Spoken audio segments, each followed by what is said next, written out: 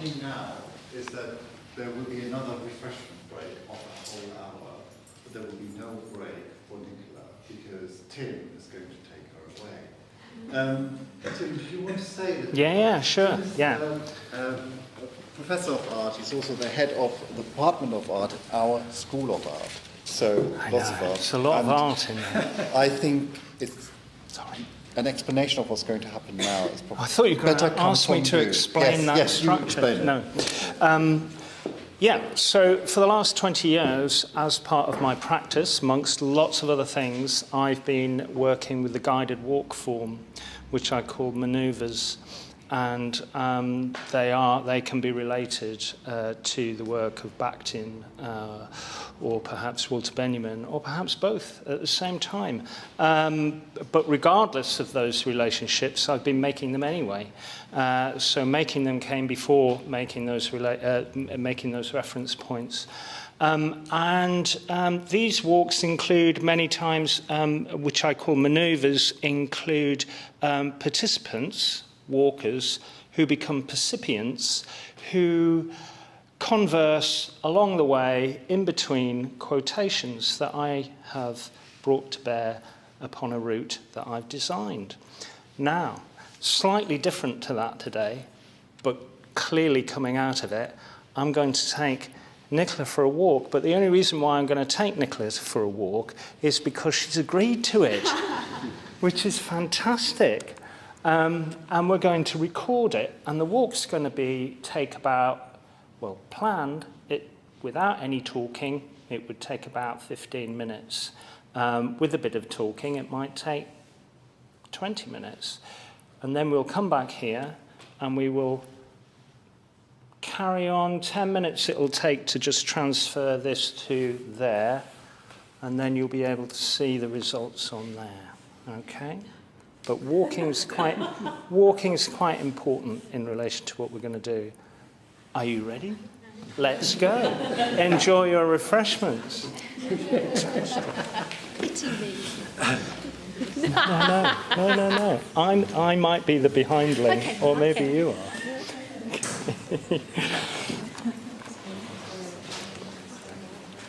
Okay. See you soon. Now, let's go on this side. Isn't it good? Isn't it good? After you. Thank you. Oh, do you have to do this? I don't know. Oh, we locked in. Oh, look at that. I haven't designed this. There we go. Really cool. Perfect. That's perfect. Shall we go this way? Yeah. And would you like to come on this side? For the purposes of, here we are. Let's see, does it flip all the way around? Oh, it does. Look at that. How good is that? Can I take my phone out in case I see something I want to photograph? Yeah, of course you can. So, Nicola, I'd like to begin by asking you the question. In Behindlings, here it is, here's my copy. There's reference to, and there also is, a lot of walking. Yeah. And I wondered whether or not in the process of making the book, the story, of arriving at the narrative, whether you engaged in walking as part of the writing of it. Yeah, I think I did, because all my books I have to get to, I very rarely write about places I know. So usually I just have a feeling about a place and I go and I walk around it a huge amount. And Behindlings was just exactly the same. So yes, I just walked around it quite a few times. I walked around Canvey quite a few times. And you didn't know Canvey before?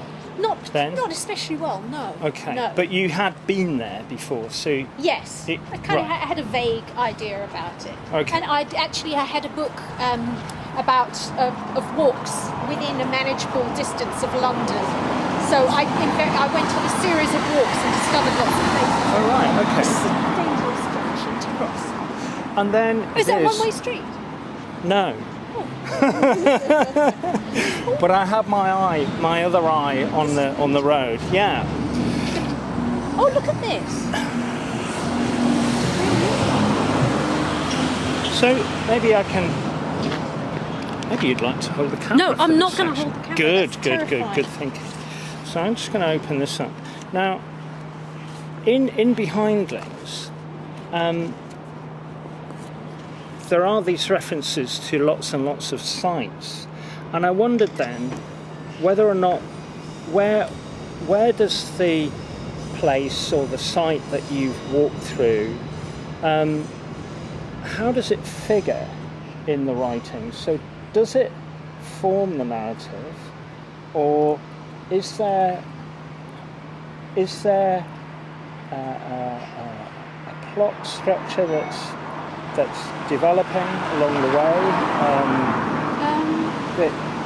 I always start any book with an agenda, and so the place just fits in with the agenda.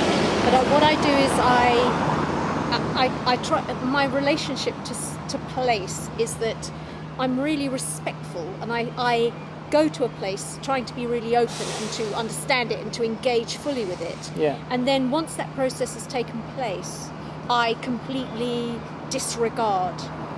So when you get to know a place, you become very kind of cowed and respectful of people and their feelings about it and the traditions and the truth of the place. But in creating fiction, you have to just abandon that because you have to own the place yourself and inhabit it. And so there's always a really weird moment when you think, oh, I'm really fucking with this now. Like, I'm messing about with this. And there's a sort of transgressive feeling. And you just hope that your recreation doesn't offend people in the place. That at some level you've accumulated enough of a feeling and a sense of a place that it's embedded in the work, but unconsciously or subconsciously. So there's always like an embrace of place and then a sort of rejection of everything you discover and a recreation. And so the exploration of that place physically then has the potential to model the agenda. Yes, it can't help but do that, can it? So I always take a camera. I like to photograph weird, like things in a place that might not immediately. Like when I walked around Ashford a lot, there was a huge hoarding, and someone had just written shit on it, but essentially it looked like mud, or it could have been excrement. And I took a photo of it because I really loved it.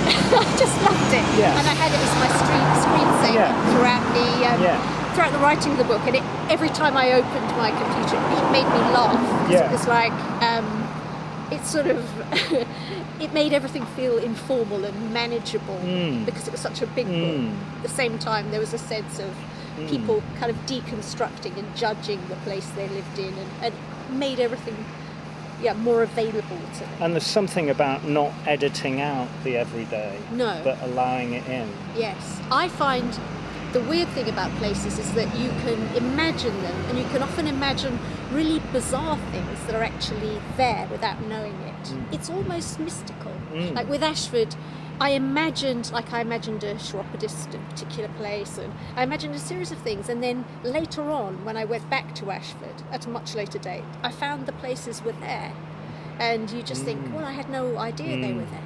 It's just very strange the way a place is created, but also already there. Very good. Excellent. It is odd. Excellent. Let's cross back over to the other side of this bridge. We come on this side. Yeah, we can see everything.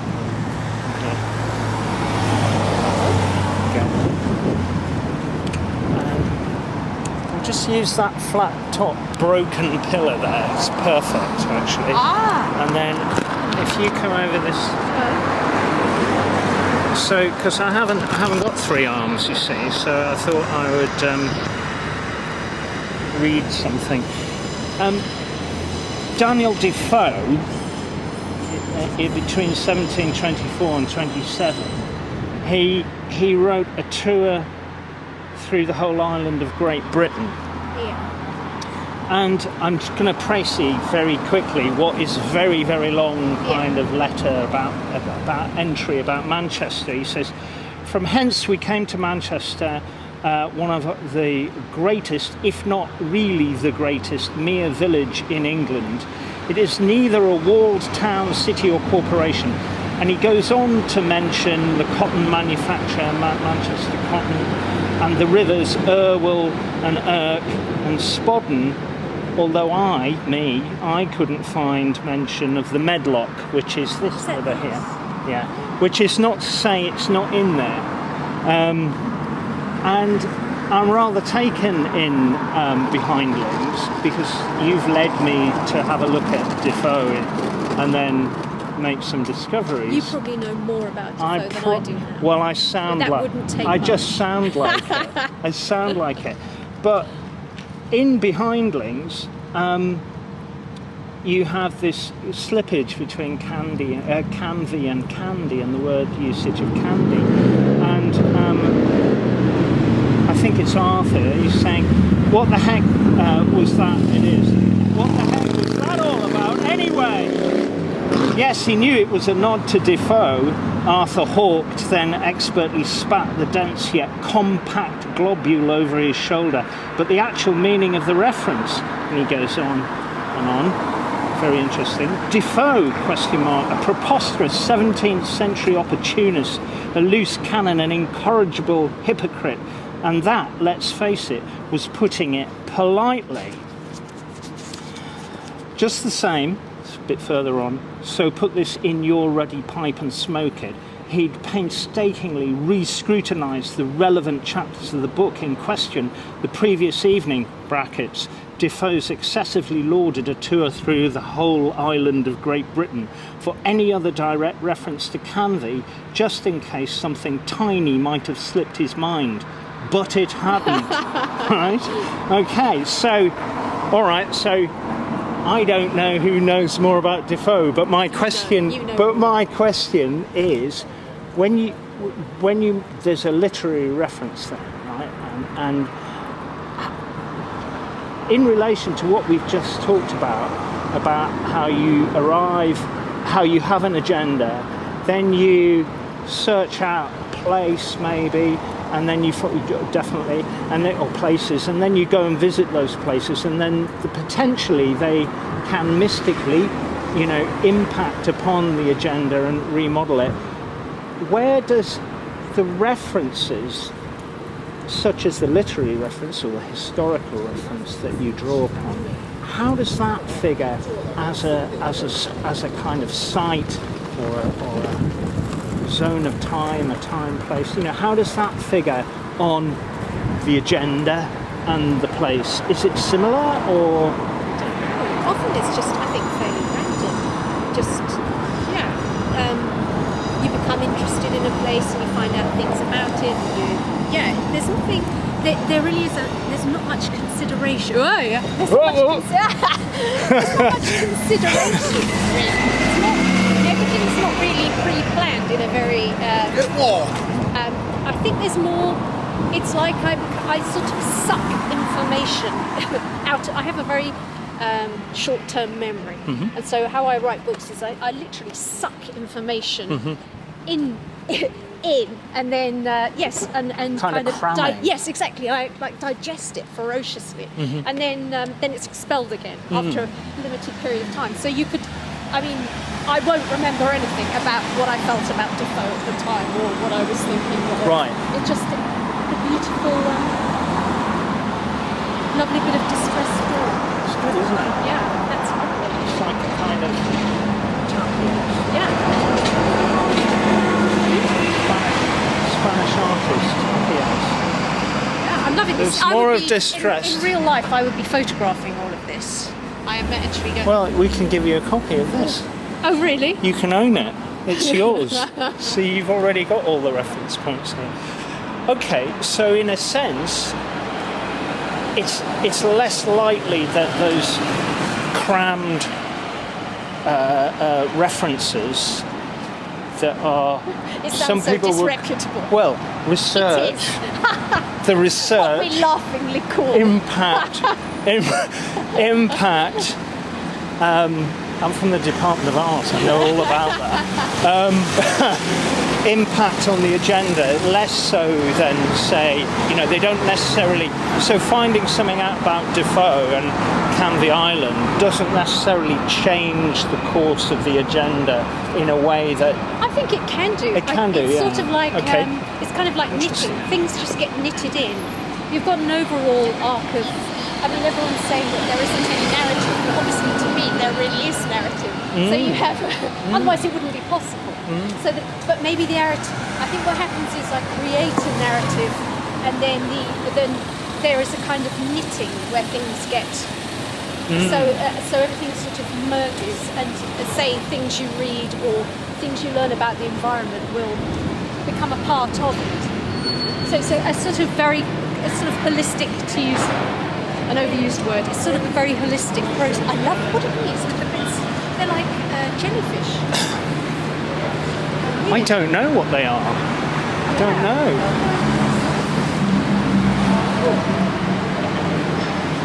Are we going to have lovely echoey voices?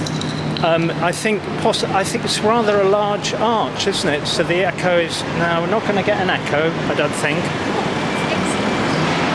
Yeah. Okay, so there are three aspects there out of many that are, kind of like strands in the making. Yes. In the making. The way the human mind works and the way we engage with kind of language and the way we cooperate as a species. These things are all dependent on a sort of forging connections, some of which are real and some of which are imagined, aren't they? This is a fantastic sequence that carries on directly from where Arthur's getting rather frustrated about the Defoe reference, where there are, and some people might call it word association, but he's searching through these multiple references that are associations that are coming out of this Canvey kind of situation, slippage.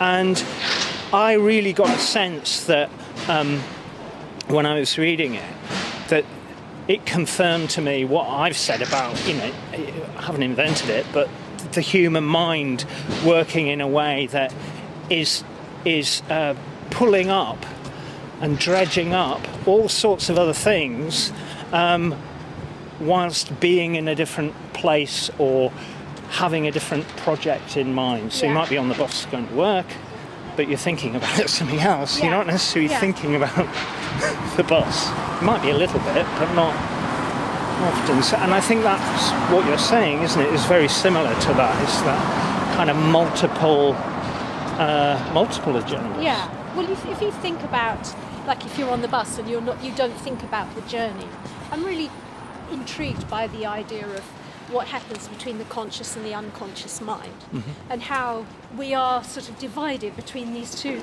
basically opposing forces. And so the conscious and the unconscious they're not at war with each other, but they're certainly mysterious to each other. And I think that's, we've been talking about paradox and contradiction, and that's very much a part of who we are as creatures.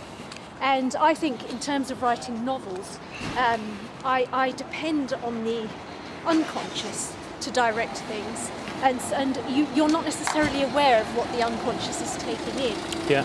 But you do have the conscious aspect of the novel, things that, your agenda, things that you have planned. But the unconscious very much dictates the structure and the kind of density and a lot of the kind of minute ideas and things coming together that consciously you wouldn't be able to do. And so often you feel as if you've not really done it yourself, because the unconscious mind is doing it for you. And I think it's important as writers to allow the unconscious to have free rein, because it's a kind of magical and beautiful and mysterious thing. And do you find that has in terms of time, that it's not necessarily the case that what you've just described happens quickly or slowly? That there's no gauging, there's no telling. It can be a very quick thing, it can be very laborious. So I'll spend periods of time doing absolutely bugger all and then work intensively. But you will have been working, but without realising it, if you see what I mean. That's my excuse. That's what I say. Perfect. Thank you very much.